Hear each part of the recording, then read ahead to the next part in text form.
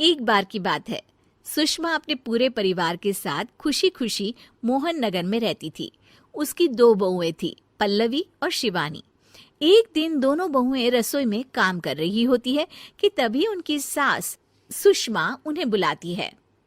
अरे बहू, जरा इधर तो आना। शिवानी, जरा जाकर देखना सासू माँ क्या कह रही हैं। दीदी आप ही देख लो ना जाकर, आपको भी तो सुनाई दे रहा है। अरे मैं आटा गूंद रही हूँ ना, तुम चली जाओ। हाँ तो मैं भी तो सब्जी काट रही हूँ ना दीदी। अरे बहू जल्दी आओ। ओह, ये तो जाएगी नहीं, मैं ही जाकर देखती हूँ कि क्या करना है। पल्लवी सुषमा के कमरे में जाती है। जी मम्मी जी, क्या हुआ? शाम को घर पर कुछ मेहमान आने वाले हैं, तो तुम अच्छा सा खाना बना लेना बहू। ठीक है मम्मी जी, आप बता दीजिए क्या क्या बनाना है और कितने लोग आ रहे हैं। सुनील की मौसी जी और उनका पूरा परिवार आ रहा है। कुल मिलाकर 3 लोग और हमें मिलाकर हुए 9 लोग। तो अभी से ही तैयारी करना शुरू कर दो। और हाँ, घर की सफाई भी कर देना, हाँ अच्छे से। जी मम्मी जी, सब काम हो जाएगा, आप चिंता मत कीजिए। पल्लवी शिवानी को घर में मेहमान आने वाले हैं इसके बारे में बताती है। क्या 9 लोगों का खाना बनाना होगा, घर की सफाई करनी है? बाप रे, सासू माँ ने तो हमें घर की नौकरानी ही समझ कर रखा है। ऐसा नहीं बोलते शिवानी, हम इस घर की बहू हैं और घर के काम करना हमारा फर्ज है। दीदी तो है ही सासू माँ की चमची, जब देखो सासू माँ सासू माँ। मैं तो इतना सारा काम नहीं करने वाली। शिवानी कपड़े लेकर गमला साफ कर रही होती है और चक्कर आने का नाटक करने लगती है। मेरा सर चकरा रहा है। तभी वहां पल्लवी और सासू माँ जाते हैं। अरे बहू, क्या हो गया तुम्हें? मम्मी जी, बहुत तेज सर में दर्द हो रहा है। तुम एक काम करो शिवानी, आराम कर लो। नहीं नहीं दीदी, घर में मेहमान आने वाले हैं, मुझे आपकी मदद करनी चाहिए। अरे कोई बात नहीं शिवानी, तुम आराम कर लो, मैं सब काम कर लूंगी। ठीक है दीदी, अगर आप इतना कह रही हैं तो आराम कर लेती हूँ। शिवानी आराम से अपने कमरे में मैगजीन पढ़ रही होती है। इसे कहते हैं आराम की जिंदगी। इतना सारा काम। चलो सारा काम खत्म हो गया, शिवानी को देख आती हूँ। शिवानी अपने कमरे में ईयरफोन में गाने सुनते सुनते सो जाती है और उसके साइड में मैगजीन भी रखी होती है। पल्लवी वहां आ जाती है और वो सब देखती है। ओहो, तो मतलब सब काम चोरी का बहाना था। अभी बताती हूँ इसको। घर का सारा काम मुझे करना पड़ा और ये महारानी यहाँ मैगजीन पढ़ रही है, गाने सुन रही है। पल्लवी रसोई से एक प्लेट और चम्मच लेकर आती है और शिवानी को थाली बजाकर उठाने लगती है। शिवानी अचानक से उठती है। उठ गई महारानी, गाने भी सुन लिए, मैगजीन भी पढ़ ली। तुम तो बहुत बड़ी झूठी निकली शिवानी। तुमने सर दर्द का बहाना बनाया ताकि काम करने से बच सको। हाँ बनाया बहाना, तो क्या करती, इतने सारे काम करती। मुझे कोई शौक नहीं है चापलूसी का। क्या चापलूसी? तुम्हें लगता है कि मैं सारे काम चापलूसी के लिए कर रही हूँ? और नहीं तो क्या। तभी वहां सासू माँ आ जाती हैं। अरे बहू, वो लोग बस आने ही वाले हैं, तुम तैयारियां कर लो। जी सासू माँ, तुझे तो मैं बाद में देखती हूँ। सब खाना खाने बैठते हैं और खाना शुरू करते हैं। तभी सुनील की मौसी बोलती है। वाह भाई वाह, खाना तो बहुत ही अच्छा बना है सुषमा जी, एक एक चीज में क्या स्वाद है। ये सुनकर शिवानी मुंह बना लेती है। उसे अपनी जेठानी की इतनी तारीफ रास नहीं आती। आपकी बहुएं तो बहुत ही अच्छा खाना बनाती हैं। हाँ बनाती तो दोनों ही अच्छा है, पर आज ना ये सारा खाना बड़ी बहू ने बनाया है। छोटी बहू की तबीयत ठीक नहीं थी, सो इसलिए। मानना पड़ेगा सुषमा जी, आपकी बड़ी बहू तो बहुत ही गुणवान है। पल्लवी की तारीफ सुनकर शिवानी को जलन होती है। पल्लवी ये सुनकर खुश हो जाती है और शिवानी की तरफ देखकर उसे चिढ़ाती है। कुछ देर बाद मेहमानों के जाने का वक्त हो जाता है। मौसी जी सबके लिए उपहार लाई होती है। वो सबको शगुन के पैसे देती हैं और अंत में पल्लवी के पास आती है। तुम्हारे लिए शगुन का लिफाफा तो है ही, पर बहू तुम्हें एक और उपहार भी मिलेगा इतना अच्छा खाना बनाने के लिए। मौसी अपने सोने के कंगन निकालकर पल्लवी को पहना देती है। ये लो, ये मेरे मनपसंद कंगन है, अब से ये तुम्हारे हुए।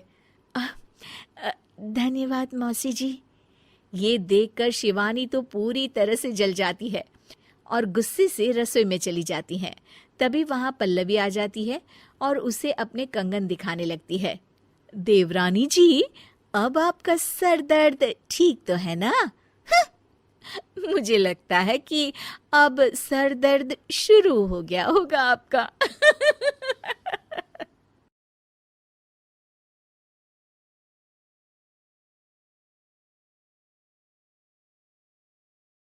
कंवारी ननद।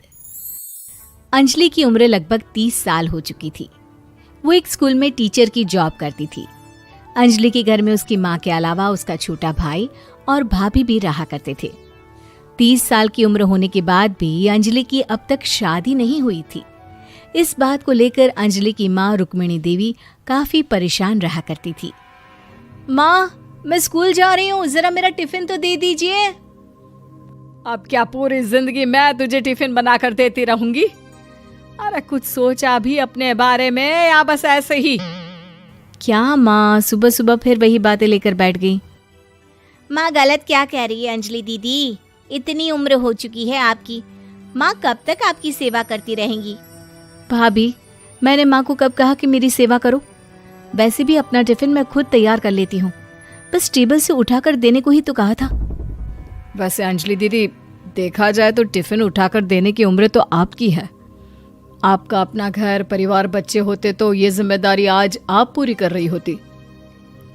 एक बात मेरी समझ में नहीं आती, अगर मेरी शादी नहीं हुई तो इसमें मेरी क्या गलती है और तुम सब लोग मेरे पीछे क्यों पड़े रहते हो? अरे कुछ कहना क्या पीछे पड़े रहना होता है? अपने छोटे भाई को देख, तुझसे 3 साल छोटा है लेकिन 2-2 बच्चे खेल रहे हैं आंगन में। मुझे आप लोगों की कोई बात नहीं सुननी, जा रही हूँ मैं। और आप में से किसी को मेरा कोई काम करने की जरूरत नहीं है, मैं खुद संभाल लूंगी। इतना कहकर अंजलि वहां से चली जाती है। शाम को जब अंजलि अपने स्कूल से लौटकर घर वापस आती है तो उसने देखा कि पड़ोस वाली निर्मला चाची वहां पर बैठी हुई थी। क्या बात है अंजलि बिटिया, नौकरी करके वापस आ गई? जी चाची जी, कैसी हैं आप? मैं तो ठीक हूँ बेटा, तुम बताओ शादी के बारे में कुछ सोचा या नहीं?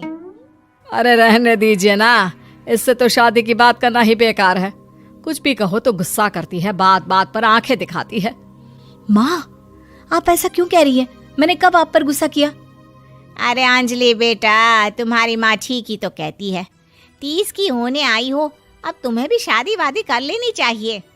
चाची जी, आप तो ऐसे कह रही हैं जैसे शादी करने से मैंने मना किया हो। रहने दीजिए निर्मला चाची, हमारी अंजलि दीदी को अभी तक उनकी पसंद का दूल्हा नहीं मिला ना, इसीलिए वो शादी नहीं कर रही। भाभी, ऐसी कोई बात नहीं है। अरे तो फिर क्या बात है? तुम्हारी माँ ने तुम्हारे लिए इतने रिश्ते ढूंढे लेकिन तुम्हें कोई पसंद ही नहीं आता। क्या है ना चाची जी, हमारी ननद रानी नौकरी जो करती है, ऐसे ही थोड़ी ना किसी को पसंद कर लेंगी। अरे भाई, नौकरी का घमंड है तो बात अलग है, कोई और बात हो तो बताओ, कोई रास्ता निकाला जाए। नहीं नहीं चाची जी, कोई बात नहीं है, बस मुझे अभी तक अपनी पसंद का कोई मिला नहीं है। सुन लिया आपने, इस लड़की के तो पर निकल आए हैं और इतनी उम्र में अपनी पसंद का कोई मिलेगा भी नहीं इसे। माँ, आप मेरी शादी को लेकर हमेशा मुझे ताने क्यों मारती रहती हैं? अपनी माँ की बातें तो ताने लगती है। ताने हैं? बताओ, मैंने कुछ गलत कहा क्या? देखो, ये सब छोड़ो, मेरी दूर की बुआ का बेटा है, उसकी अभी शादी नहीं हुई है, उम्र होगी कोई 34-35 साल। आप कहें तो बात आगे बढ़ाऊं? अरे हाँ हाँ, क्यों नहीं, ये भी कोई पूछने की बात है। अरे जल्दी से लड़के को यहाँ बुला लो। माँ, आप मुझसे पूछे बिना मेरी शादी की बात करने जा रही हैं और मेरी उम्र 30 भी पूरी नहीं हुई है। निर्मला चाची कह रही है कि वो लड़का 35 साल का है। अंजलि दीदी, आपको क्या लगता है इस उम्र में कोई फिल्म का हीरो आएगा आपके लिए? देखिए, अब पसंद और नापसंद की बात तो रहने दीजिए। पसंद करने की उम्र तो आपकी निकल चुकी। अब तो जो भी मिले उसी से शादी कर लीजिए, इसी में भलाई है। तेरी भाभी बिल्कुल ठीक कह रही है। अब जैसा रिश्ता मिले उसके लिए हाँ कर देना, ताकि हम भी गंगा नहाए। ठीक है, चलिए मैं उस लड़के को कहती हूँ, वो कल ही अंजलि को देखने आ जाएगा। अगले दिन निर्मला चाची के दूर का रिश्तेदार अंजलि को देखने उसके घर आता है। उसका नाम था अजय। अंजलि जी, तो आप नौकरी करती हैं, वो भी स्कूल में? जी हाँ, मैं स्कूल में टीचर हूँ। हमारी बेटी बहुत होशियार है। अरे पढ़ने लिखने में इतनी होशियार है, इसीलिए तो इसकी नौकरी लगी है स्कूल में। हाँ हाँ ठीक है आंटी जी, जरा मुझे भी तो बात करने दीजिए आपकी बेटी से। जी पूछिए ना, क्या पूछना चाहते हैं? अंजलि मैडम, ये तो बताइए कि आपने अभी तक शादी क्यों नहीं की? बस ऐसे ही, कहीं कोई रिश्ता पसंद नहीं आया इसलिए। लेकिन क्या मैं आपसे पूछ सकती हूँ कि आपने शादी क्यों नहीं की? अंजलि, क्या कर रही हो तुम? लड़कियों को इस तरह की बातें नहीं शोभा देती। रहने दीजिए आंटी जी, आपकी बेटी काफ़ी पढ़ी लिखी है, मैं उनके सवाल का जवाब दे ही देता हूँ। वो क्या है ना, मुझे भी अभी तक अपनी पसंद की कोई लड़की नहीं मिली। अच्छा, कोई बात नहीं। वैसे आपकी तनख्वाह कितनी है? कितना कमा लेती हैं महीने का? जी यही कोई 25,000 महीने। बस 25,000? इतने से क्या होता है? इतने से तो आजकल घर भी नहीं चलता। आपके कहने का क्या मतलब है? अरे मैं तो ये सोचकर आया था कि नौकरी वाली लड़की है, आराम से 40,000 कमाती होगी। माफ कीजिएगा, आपका और मेरा रिश्ता नहीं हो सकता। जी कोई बात नहीं, मुझे भी आपके साथ शादी करने में कोई इंटरेस्ट नहीं है। अंजलि, किस तरह की बात कर रही हो? घर आए रिश्ते को ठुकरा रही हो तुम। दीदी, अब इस उम्र में आपको इतनी अकड़ नहीं दिखानी चाहिए। अच्छा खासा रिश्ता हाथ से निकल गया, कहीं ऐसा ना हो कि जिंदगी भर कुंवारी ही रह जाओ आप।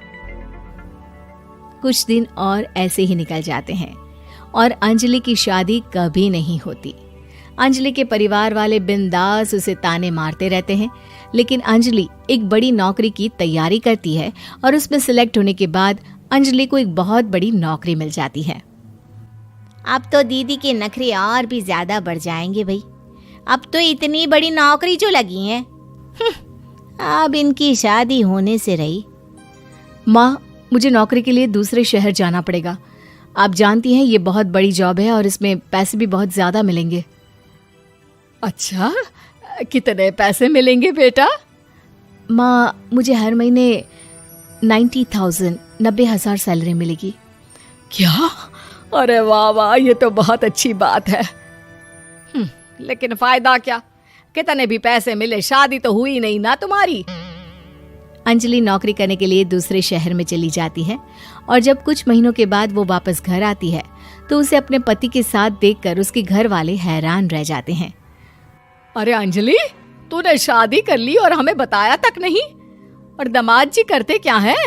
इतनी बड़ी कार है उनकी। माँ, मैं आपको सब कुछ बताना चाहती थी, लेकिन आप सबके ताने सुनकर बहुत दुखी हो गई थी और इसलिए मैंने अपनी पसंद से शादी कर ली। मेरे पति मेरे साथ ही ऑफिस में नौकरी करते हैं और बहुत बड़े अफसर हैं। और एक बात बताऊं माँ, आज मैं बहुत खुश हूँ।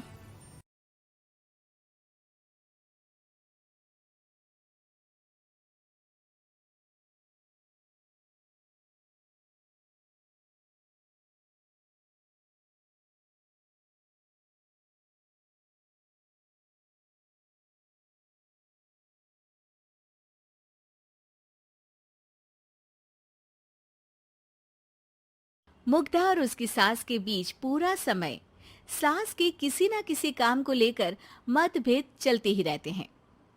बहू, ओ बहू, जरा चाय बना दे। मुग्धा चाय लेकर आती है।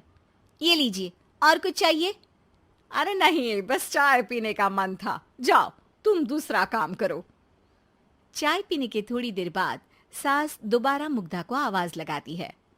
अरे बहू रे, आओ बहू, जरा हलवा तो बना दे, मीठा खाने को मन हो रहा है। इसी तरह मुग्धा की सास पूरा समय कोई ना कोई काम बताकर उसे रसोई से बाहर तक निकलने नहीं देती। कभी चाय, कभी हलवा, कभी पानी तो कभी दूध, हर समय खाने को चाहिए और उसके लिए अपने हाथ पैर बिल्कुल नहीं हिलाने। परेशान किया हुआ है इन्होंने। सास की जबरदस्ती परेशान करने की आदतों से दुखी मुग्धा एक शाम सचिन के साथ अपने कमरे में बैठी हुई बात कर रही होती है। सुनो जी, मम्मी जी की ये जानबूझकर मुझे परेशान करने की फरमाइशों से मैं बहुत फ्रस्ट्रेट हो चुकी हूँ। पूरे दिन में एक सेकंड का आराम नहीं मिलता। रसोई से बाहर कदम रखती नहीं कि बहू ये बना दे, बहुरी वो बना दे। अरे इनकी फरमाइशें चलती ही रहती है। अरे मुग्धा, माँ खाने की शौकीन है पर उम्र हो चली है, खुद खाना नहीं बना सकती, इसलिए तुमसे बोलती है। अरे तो शौक भी उम्र देख कर रखने चाहिए ना। समझ में नहीं आता, हर समय फेविकॉल का जोड़ लगाए सोफे से चिपके बैठी रहती है। इतना सब डाइजेस्ट कैसे हो जाता है उन्हें? अरे तुम मेरी माँ से इतनी नफरत कैसे कर सकती हो? मैं उनसे नफरत नहीं करती जी, बस परेशान हूँ। जहां मुग्धा अपने पति से ये सब बोल रही होती है, वहीं उसकी सास भी कमरे के बाहर दरवाजे से कान लगाए सारी बातें सुन रही होती है और अगली दोपहर रसोई में मुग्धा के पास जाती है। बहू, आज ना मेरा कुछ मसालेदार खाने का मन है। तो चाय बना दूं? मुझे बहुत पसंद है। अरे ना, ऐसा कर लिट्टी चोखा बना ले। और हाँ, जितना मसाला बातों में मिलाकर पति को सुनाती हो ना, सब्जी में भी वैसे ही डाला करो, खाना स्वादिष्ट बनेगा। सास की बात सुनकर मुग्धा हैरान रह जाती है। मतलब अब पूरा समय मुझ पर हुक्म चलाने के साथ बंद कमरे में हुई पति पत्नी की बीच की बातें भी सुनती है? अरे बात जब मेरी थी तो सुनने में क्या दिक्कत है? ये कहकर सास वहां से चली जाती है। अरे अब तो हद पार हो गई, इस तरह से तो ये मेरा जीना मुश्किल कर देंगी। मुग्धा सास की हरकतों से परेशान उसका हल सोचने लगती है और इसी तरह कुछ दिन बीत जाते हैं, जिसमें सास का जन्मदिन आता है। मुग्धा बहुत खुशी के साथ अपनी सास को एंड्रॉइड मोबाइल गिफ्ट करती है। मम्मी, आपको सबसे बात करने के लिए बहुत दिक्कत होती है ना, कभी सचिन तो कभी मुझे बोलना पड़ता है, पर इस मोबाइल से आपको कोई दिक्कत नहीं होगी। एक जगह बैठे बैठे बहुत कुछ कर सकती हैं अब आप। मोबाइल देख सासू माँ खुश हो जाती है, पर उसे इस्तेमाल करना तो आता नहीं, इसलिए साइड में रख देती है। जिसे देख मुग्धा घर का सारा काम छोड़ मोबाइल सेट कर सास को इस्तेमाल करना सिखाने लगती है, जिसके बाद अब सास पूरा समय मोबाइल में ही लगी रहती है। हाय, जब से मम्मी को मोबाइल मिला है मेरी लाइफ में कितनी शांति आई है। अच्छा है, इसी तरह बिजी रहे तो मैं भी सुकून की जिंदगी जी पाऊंगी। अब मुग्धा जब मन करे काम करना, जैसा चाहे वैसा खाना बनाकर खाना, पूरा समय रिलैक्स और खुश रहने लगती है। क्या बात है, आजकल तुम बहुत चहक रही हो। अरे मम्मी जी से छुटकारा जो मिला है, अब ना फरमाइशें ना छुप छुप कर बातें सुनना। अच्छा, तो मोबाइल गिफ्ट करने की ये स्कीम थी। इसी तरह दिन बीतते हैं और अब मोबाइल पर लगी सास फरमाइशों की जगह सवालों के लिए बहू को आवाजें लगाना शुरू कर देती है। अरे बहू सुन तो, देख जरा किसी का फोन क्यों नहीं मिल रहा? रिचार्ज खत्म हो गया है, पर अभी 4 दिन पहले ही तो मैंने किया था, इतनी जल्दी कैसे खत्म हो गया? अरे मैंने कल तेरी कनाडा वाली मौसी सास से 3 घंटे बात की थी ना। क्या? इतना महंगा तो मोबाइल भी नहीं आया जितना महंगा इसका रिचार्ज पड़ रहा है। इसके बाद तो जैसे मुग्धा के दिन के 24 घंटे में से 20 घंटे सास के पास उनके मोबाइल रिलेटेड प्रॉब्लम सॉल्व करने की ड्यूटी ही बन जाती है। अरे मुग्धा, ये मोबाइल में अचानक तेरी मौसी सास की शक्ल क्यों दिखने लगी? और ये तो हिल भी रही है। मम्मी, ये गूगल डुओ का वीडियो कॉल है, इसमें आप बात करने के साथ एक दूसरे की शक्ल भी देख सकती हो। अच्छा, ये तूने मुझे पहले क्यों नहीं बताया? अब बताने के लिए पहले नहीं बताया। इसी बीच सचिन भी वहां आ जाता है और सास अपनी वीडियो कॉल में बिजी हो जाती है। क्यों, सास बहू में क्या गपशप चल रही है? इसे गपशप नहीं, दिमाग का दही होना बोलते हैं। पर तुम तो मम्मी को मोबाइल देकर बहुत खुश थी, फिर क्या हुआ? हाँ, उसका सुकून भी कुछ ही दिन मिला। अब घर के टंटे खत्म हुए तो मोबाइल की टिंग टिंग शुरू हो गई। देखो भाई, कुछ पाने के लिए कुछ खोना तो पड़ता है। आखिर तुमने मोबाइल अपने फायदे के लिए ही तो दिया है, तो फिर सवालों के जवाब भी देने पड़ेंगे, क्योंकि जब तक उनके हाथ में ये फुंथरू रहेगा, तुम्हारी लाइफ में प्राइवेसी और सुकून रहेंगे। कहने का मतलब है अगर इससे प्यार बढ़े तो दाग अच्छे हैं। अरे मुझे पहले दिन से ही पता है मोबाइल किस मकसद से दिया गया है। भूलो मत, इससे पहले मैं बातें ही सुनती थी। सास की ये बात सुनकर मुग्धा शॉक में और सचिन हंसता रह जाता है।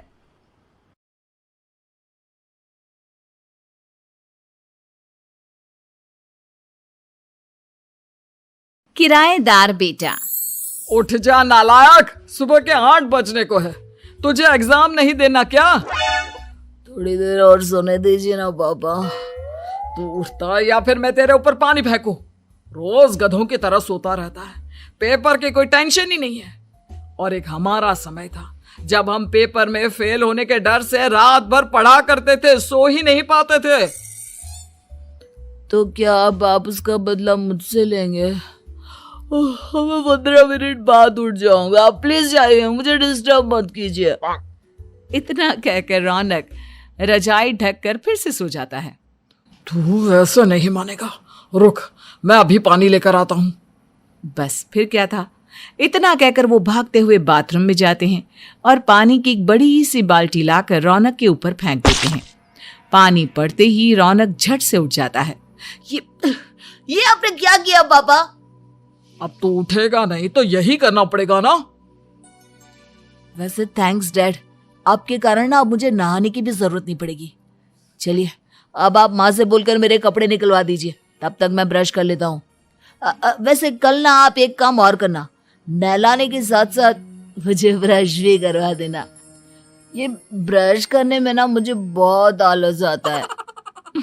रौनक की बातों से अरविंद का मुंह खुला का खुला रह जाता है।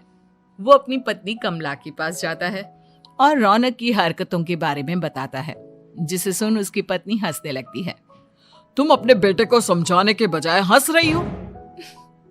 रौनक बच्चा है, धीरे धीरे सुधर जाएगा। आप क्यों उसके पीछे पड़े रहते हो? अभी नहीं सुधरेगा तो कब सुधरेगा? 10वीं क्लास में है रौनक, वो अब कोई बच्चा नहीं रहा। अरविंद की इतना बोलते ही वहां रौनक भी आ जाता है। क्या डैड, मैंने आपको एक काम दिया था, वो भी नहीं हुआ आपसे। अरे क्या हुआ बेटा? माँ, मैंने डैड से बोला था कि वो आपको बोलकर मेरे स्कूल की यूनिफॉर्म निकाल दे, लेकिन मेरे पीछे पड़ने के अलावा इनसे एक काम ढंग से नहीं होता। देख रही हो कमला, देख रही हो अपने लाडले को? अरे आप चुप रहिए जी। चलो बेटा, मैं तुम्हें कपड़े निकाल कर दे देती हूँ बस। ऐसे ही साल पर साल बीतते जाते हैं, लेकिन रौनक के रवैये में कोई बदलाव नहीं आता। वो पहले से भी ज्यादा आलसी और पूरी तरह अपने माता पिता पर निर्भर हो जाता है। 2 साल बाद पता नहीं कहाँ गायब रहता है पूरे दिन, अब तक तो आ जाना चाहिए था। अरे आप इतनी फिक्र क्यों कर रहे हैं उसकी? दोस्तों के साथ खेल रहा होगा, आ जाएगा अभी। ये कोई टाइम है खेलने का? 10 बजने वाले हैं, इतनी रात में कौन खेलता है? कमला कुछ कहती उससे पहले ही रौनक वहां आ जाता है। मम्मी जल्दी से खाना लगा दो, बहुत भूख लग रही है। तुम्हें तब तक खाना नहीं मिलेगा जब तक तुम बता नहीं देते कि इतनी रात गए कहां से आ रहे हो। ओ प्लीज डैड, अब आप इसी पे प्रद्युमन बनकर मेरे सर पर बंदूक लेकर मत बैठ जाना। अपनी फालतू की बकवास बंद कर और बता कहां से आ रहा है। माँ अब समझाइए ना डैड को। बता देना बेटा, इनको भी तसल्ली हो जाएगी। आप बोल रही हैं तो बता देता हूँ। मैं दोस्तों के साथ मूवी देखने गया था, इसलिए देर हो गई। तो इन सब चीजों में मेरे पैसे उड़ाता है। कभी 1 रुपया कमाने के बारे में सोचा है तूने? जब देखो हवा की तरह पैसे उड़ाता रहता है। माँ, अब आप इन्हें चुप करा दीजिए, वरना ना मुझे गुस्सा आ जाएगा। अच्छा, क्या कर लेगा? बता ना, क्या कर लेगा तू? वैसे बात तो ठीक ही है, मैं कर ही क्या सकता हूँ। पैसे तो फिर भी मैं आपसे ही मांगूंगा ना। चलिए अब ये सब बात छोड़िए और मम्मी मेरे लिए खाना लगा दीजिए। अभी लगा देती हूँ बेटा। मैं बता रहा हूँ कमला, एक दिन ये ऐसे ही बिगड़ जाएगा। ओफो, आप क्यों इतना पीछे पड़े रहते हो मेरे बच्चे के? बात की बाद में देखेंगे, अभी आप शांति से उसे खाना खाने देंगे। अगले दिन, डैडी मुझे 10,000 रुपए चाहिए। हाँ? अब इतने पैसे क्यों चाहिए तुझे? डैड, आप बिना सवाल किए कभी पैसे नहीं दे सकते क्या? जब तक तू बताएगा नहीं तुझे पैसे भी नहीं मिलेंगे। अरे, अब आप अपने बेटे को पैसे भी नहीं दे सकते? नालायक, तेरी उम्र के लोग नौकरी करते हैं और एक तू है जो नौकरी करने का नाम ही नहीं लेता कभी। आप लोगों के होते हुए भला मैं नौकरी क्यों करूं? अरे हम कब तक पैसे देंगे तुझे? तुझे भी तो अपने पैरों पर खड़ा होना होगा ना। कौन सा उधार के पैरों पर खड़ा हूं? अपने ही तो पैरों पर खड़ा हूं मैं। इसी तरह रौनक दिन प्रतिदिन लापरवाह होता जाता है। उसकी लापरवाही को देखते हुए अरविंद और कमला अपने बेटे की शादी कराने का फैसला लेते हैं और 1 महीने के अंदर अंदर ही रौनक की शादी मेघा नाम की लड़की से करा देते हैं। शादी के कुछ दिन बाद, रौनक मुझे एक अच्छी सी साड़ी चाहिए, आप ला दोगे ना? हाँ, क्यों नहीं। कितने तक की आती है साड़ी? यही करीब 5,000 तक की। तुम चिंता मत करो, मैं आज ही डैडी से पैसे मांगकर तुम्हारे लिए साड़ी ले आऊंगा।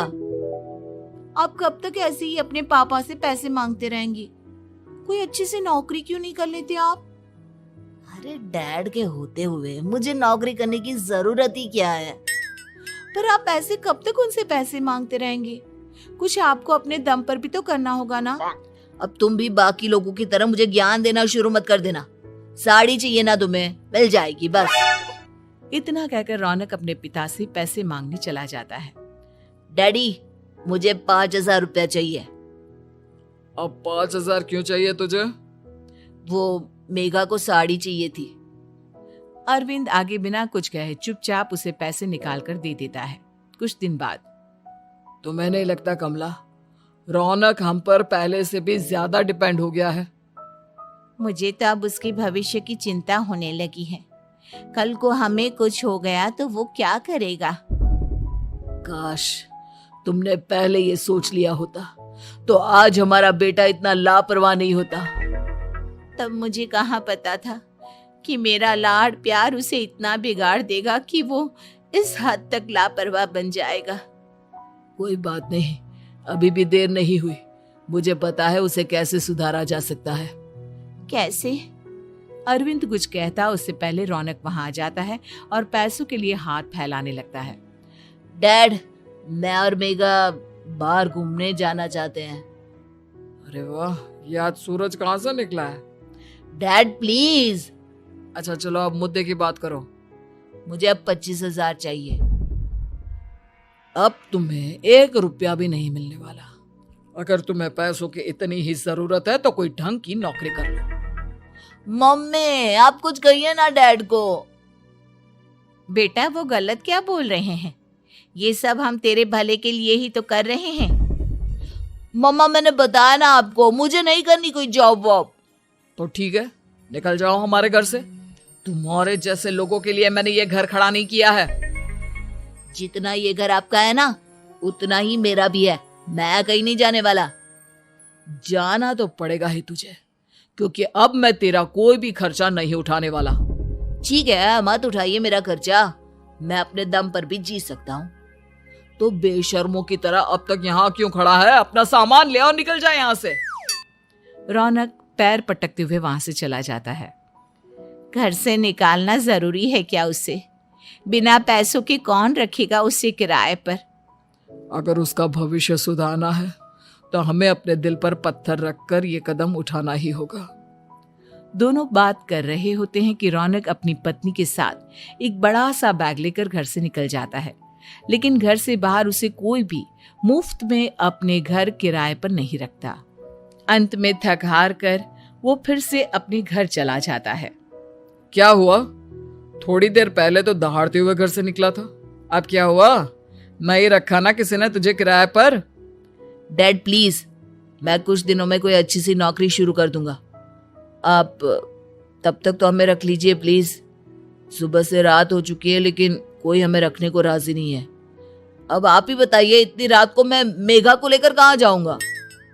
ठीक है, बहू की वजह से मैं तुझे घर पर रख रहा हूँ, लेकिन तू इस घर में एक बेटे की नहीं बल्कि एक किराएदार की हैसियत से रहेगा।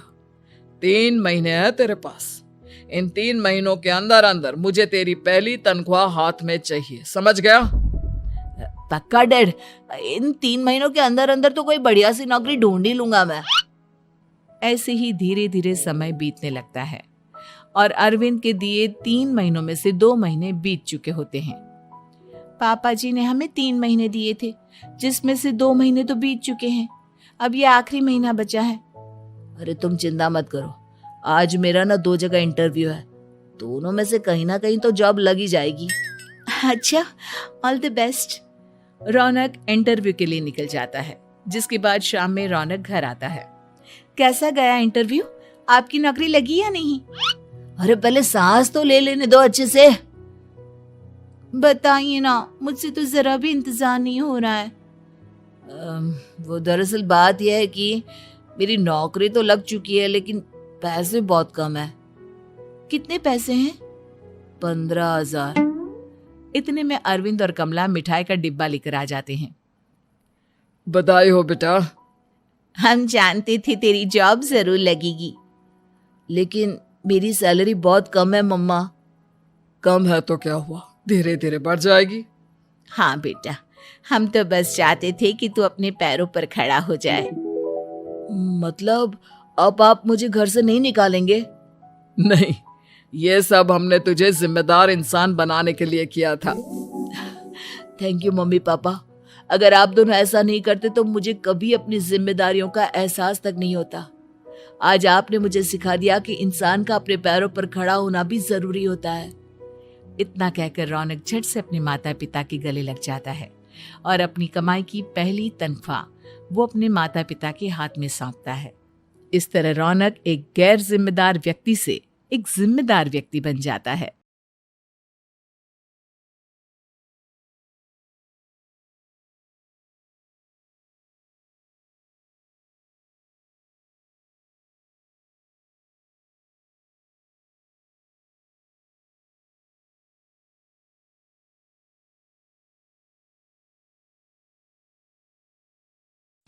केला बेचने वाली चुड़ैल। एक बार की बात है, जादूपुर नाम के गांव में करतब दिखाती एक औरत एक रेड्डी के लिए गांव में आती है। आइए आइए मेहरबान कदरदान, खाइए रोहड़ा के ताजे ताजे केले। कभी खाए नहीं होंगे ऐसे केले, पीले पीले केले खाइए। ये कहकर रोहड़ा हाथों में 4 केले लिए उन्हें सर्कल में जोर जोर से हवा में उछालती हुई करतब दिखाती है, जिसे देखकर आसपास के सारे बच्चे अपने अपने मम्मी पापा से उस औरत के पास जाने की जिद करने लग जाते हैं। पापा, ऐसा तो सर्कस में बॉल से होता है ना, ये आंटी तो केले से कर रही है। चलिए ना पापा, देखते हैं। रोहड़ा एक पतली सी तार पर चलती हुई केलों से करतब दिखाती है। आते जाते सभी लोग बाहर रुककर उसके करतब देखते हैं और वाह वाही करते नहीं थकते। जैसे ही एक आदमी पास आकर उसे पैसे देने लग जाता है, तब वो कहती है, अरे नहीं नहीं साहब, मैं करतब तो बच्चों के मन को बहलाने के लिए करती हूँ, धंधा तो मेरा केले का है। पीछे देखो मेरी रिड्डी, जो भी मेरे केले खाएगा मेरी तरह चुस्त दुरुस्त और तंदुरुस्त हो जाएगा। पता चलता है क्या कि मेरी उम्र 55 की है। अरे पर ऐसे ठंड के मौसम में कोई केला क्यों खाएगा? ये ऐसे वैसे केले नहीं है साहब, ये शरीर में गर्मी देते हैं, ठंड को दूर भगाए जो भी रोहिणा के केले खाए।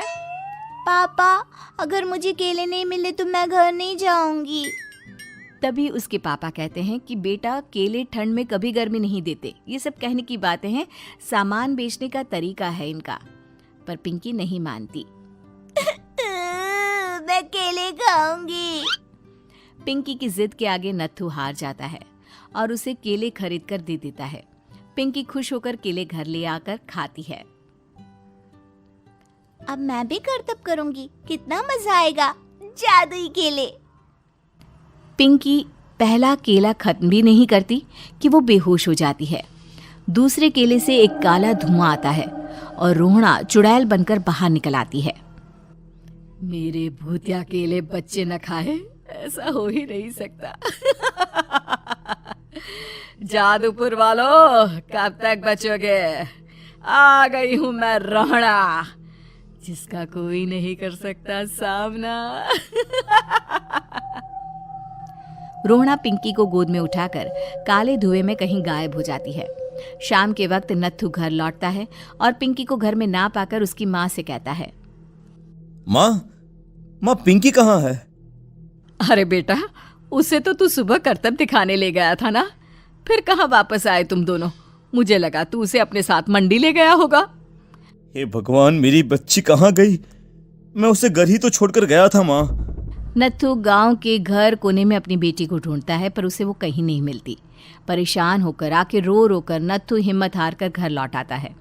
अगली सुबह रोहना फिर से करतब दिखाने आती है और इस बार पिंकी की तरह रोनी केले खरीद लेता है।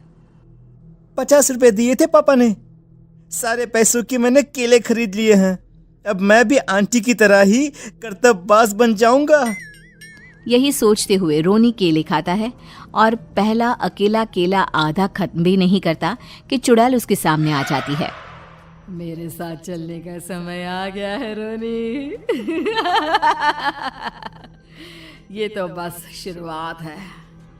अब इस गांव के सारे बच्चे धीरे धीरे मेरे कब्जे में होंगे, एक बच्चा भी नहीं बचेगा। ये कहकर रोनी को गोद में लेकर काले धुएं में अदृश्य हो जाती है। इसके बाद हर रोज गांव में से कोई ना कोई बच्चा गायब होता, पर ऐसा क्यों हो रहा है किसी को भी समझ में नहीं आ पा रहा था। रोज की तरह अपनी बेटी पिंकी की तलाश में नत्थू गांव के एक तालाब के पास बैठा रो रहा था। कहाँ गई मेरी पिंकी? शकुंतला के जाने के बाद एक वही तो मेरा सहारा थी। अरे उसकी आत्मा कोस रही होगी मुझे कि मैं अपनी बच्ची को संभाल भी नहीं पाया। नत्थू ये कहता हुआ रो ही रहा था कि तभी तालाब में से उसे शकुंतला की आवाज सुनाई देती है। कहाँ थी तुम शकुंतला? हमारी बच्ची और सारे गायब हुए बच्चे रोहना के कब्जे में हैं। वो बच्चों को जो केले देती है उससे बच्चे बेहोश हो जाते हैं और उसके कब्जे में आ जाते हैं और वो उन्हें ले जाकर काली दुनिया में ले जाती है। पर वो ऐसा क्यों कर रही है? ये मैं नहीं जानती, पर उस दुनिया का रास्ता मैं आपको बता सकती हूँ।